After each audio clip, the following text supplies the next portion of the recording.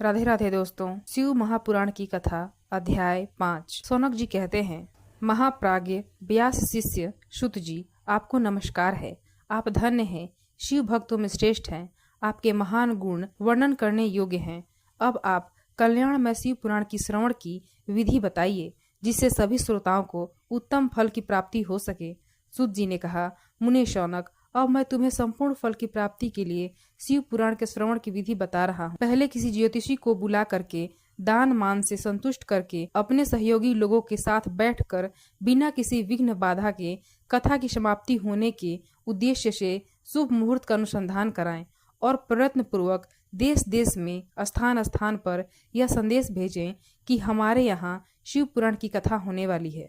अपने कल्याण की इच्छा रखने वाले लोगों को कथा सुनने के लिए अवश्य पधारना चाहिए। कुछ लोग भगवान श्री हरि की कथा से बहुत दूर पड़ गए हैं।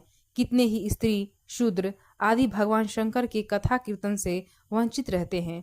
उन सबको भी सूचना हो जाए, ऐसा प्रबंध करना चाहिए। देश देश में जो भगवान शिव के भक्त हों तथा शिव कथा के लिए कीर्तन और श्रवण के लिए उत्सुक हों, उन सब को आदर पूर्वक बुलवाना चाहिए और आए हुए लोगों का सब प्रकार से आदर सत्कार करना चाहिए।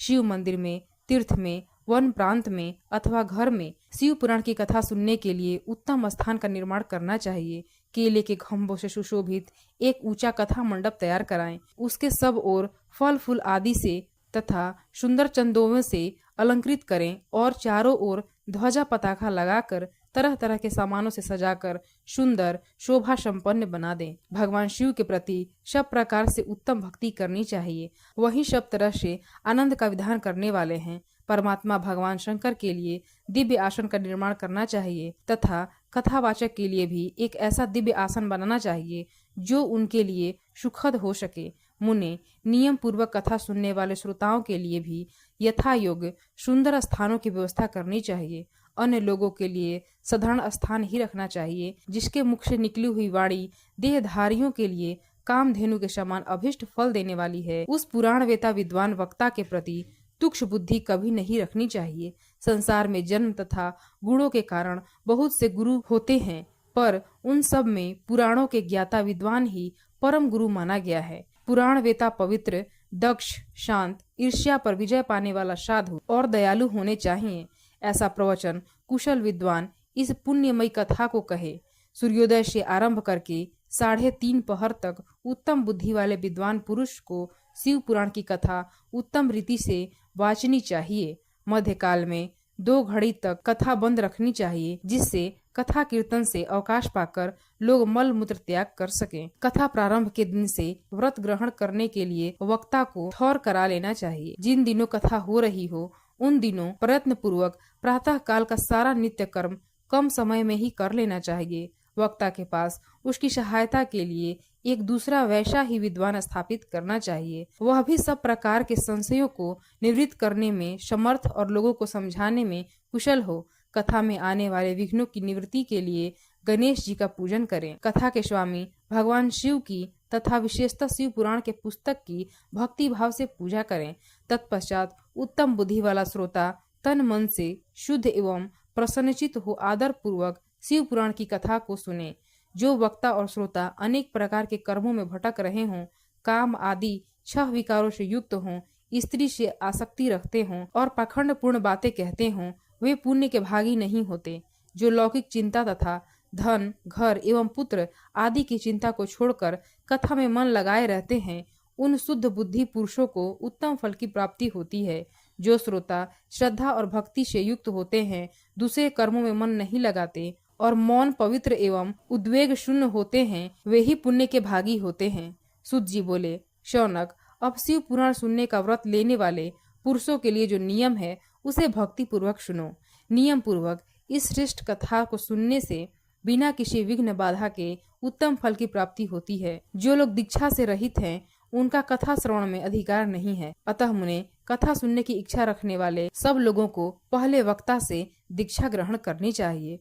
जो लोग नियम से कथा सुने उनको ब्रह्मचर्य रहना चाहिए। भूमि पर सोना, पत्तल में खाना, प्रतिदिन कथा समाप्त होने पर ही अन्न ग्रहण करना चाहिए।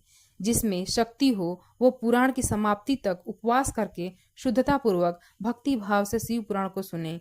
इस कथा का व्रत करने वाले पुरुष को प्रतिदिन एक ही बार हविष्यान भोजन करना चाहिए। जिस प्रकार से कथा श्रवण का नियम सुखपूर्वक सध सके वैसा ही करना चाहिए। गरिष्ठ अन्न, जला अन्न, शेम, मशूर, भवदूषित तथा बासी अन्न को खाकर कथाव्रती पुरुष कभी भी कथा न सुने। जिसने कथा का व्रत ले रखा हो वह पुरुष प्याज, लहसुन, हींग, गाजर, मादक वस्तु तथा आमिष कही जाने वाली वस्तुओं को त्याग दे। कथा का व्रत लेने वाला पुरुष काम, क्रोध आदि 6 विकारों को, ब्राह्मणों की निंदा को तथा पतिव्रता और साधु संतों की निंदा को भी त्याग दे। कथाव्रती पुरुष प्रतिदिन सत्य, शौच, दया, मौन, सरलता, विनय तथा हार्दिक उदारता इन सद्गुणों को सदा अपनाए रहे। श्रोता निष्काम हो या सकाम वह नियम पूर्वक कथा सुने। सकाम पुरुष अपनी अभीष्ट कामना को प्राप्त करता है और निष्काम पुरुष मोक्ष को पा लेता है। दरिद्र, क्षय का रोगी, पापी, भाग्यहीन तथा संतान रहित पुरुष भी इस उत्तम कथा को सुने। काकबंध्या आदि जो 7 प्रकार की दुष्टा स्त्रियां हैं वे तथा जिसका गर्भ गिर जाता हो वह इन सभी को शिव पुराण की उत्तम कथा को सुननी चाहिए। मुने, स्त्री हो या पुरुष सबको यत्न पूर्वक विधि विधान से शिव पुराण की यह उत्तम कथा सुननी चाहिए। महर्षि, इस तरह शिव पुराण के कथा के पाठ एवं श्रवण संबंधी यज्ञोत्सव की समाप्ति होने पर श्रोताओं की भक्ति एवं प्रयत्न पूर्वक भगवान शिव की पूजा की भांति पुराण पुस्तक की भी पूजा करनी चाहिए। तदंतर विधि पूर्वक वक्ता की भी पूजा करना आवश्यक और पुस्तक को आच्छादित करने के लिए नवीन एवं सुंदर बस्ता बनावें और उसे बांधने के लिए दृढ़ एवं दिव्य डोरी लगावें। फिर उसका विधिवत पूजन करें। मुनिश्रेष्ठ, इस प्रकार महान उत्सव के साथ पुस्तक और वक्ता की विधिवत पूजा करके वक्ता की सहायता के लिए स्थापित हुए पंडित का भी उसी प्रकार उसी के अनुसार धन आदि के द्वारा उससे कुछ ही कम सत्कार करें। वहां आए हुए ब्राह्मणों को अन्य धन आदि का दान करें। साथ ही गीत, वाग और नृत्य आदि के द्वारा महान उत्सव रचाएं। यदि श्रोता विरक्त हो तो उसके लिए कथा समाप्ति के दिन विशेष रूप से उस गीता का पाठ करना चाहिए जिसे श्री रामचंद्र जी के प्रति भगवान शिव ने कहा था। यदि श्रोता गृहस्थ हो तो उस बुद्धिमान को उस श्रवण कर्म की शांति के लिए शुद्ध हविष्य द्वारा होम करना चाहिए। मुने, रुद्र संहिता के प्रत्येक श्लोक द्वारा होम करना उचित है अथवा गायत्री मंत्र से होम करना चाहिए, क्योंकि वास्तव में यह पुराण गायत्रीमय ही है। अथवा शिव पंचाक्षर मूल मंत्र से हवन करना उचित है। होम करने की शक्ति न हो तो विद्वान पुरुष यथाशक्ति हवनीय हविष्य का ब्राह्मण को दान करे। न्यूनाति रिक्ता रूप दोष की शांति के लिए भक्ति पूर्वक शिव सहस्त्र नाम का पाठ अथवा श्रवण करें। इससे सब कुछ सफल होता है, इसमें संशय नहीं है, क्योंकि तीनों लोकों में उससे बढ़कर कोई वस्तु नहीं है। कथा श्रवण संबंधी व्रत की पूर्णता की सिद्धि के लिए 11 ब्राह्मणों को मधु मिश्रित खीर भोजन कराएं और उन्हें दक्षिणा दें। मुने, यदि शक्ति हो तो 3 तोले सोने का एक सुंदर सिंहासन बनवाएं और उस पर उत्तम अक्षरों से लिखी अथवा लिखाई हुई शिव पुराण की पोथी विधि पूर्वक स्थापित करें। तत्पश्चात पुरुष उसकी आवाहन आदि विविध उपचारों से पूजा करके दक्षिणा चढ़ाए। फिर जितेंद्रिय आचार्य का वस्त्र, आभूषण एवं गंध आदि से पूजन करके दक्षिणा सहित वह पुस्तक उन्हें समर्पित कर दे।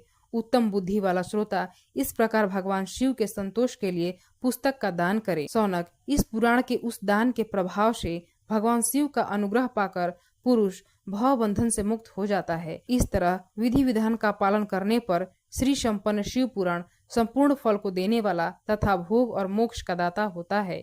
मुने, शिव पुराण का वह सारा महत्व जो संपूर्ण अभिष्टों को देने वाला है मैंने तुम्हें कह सुनाया। शिव पुराण सब पुराणों के भाल का तिलक माना गया है।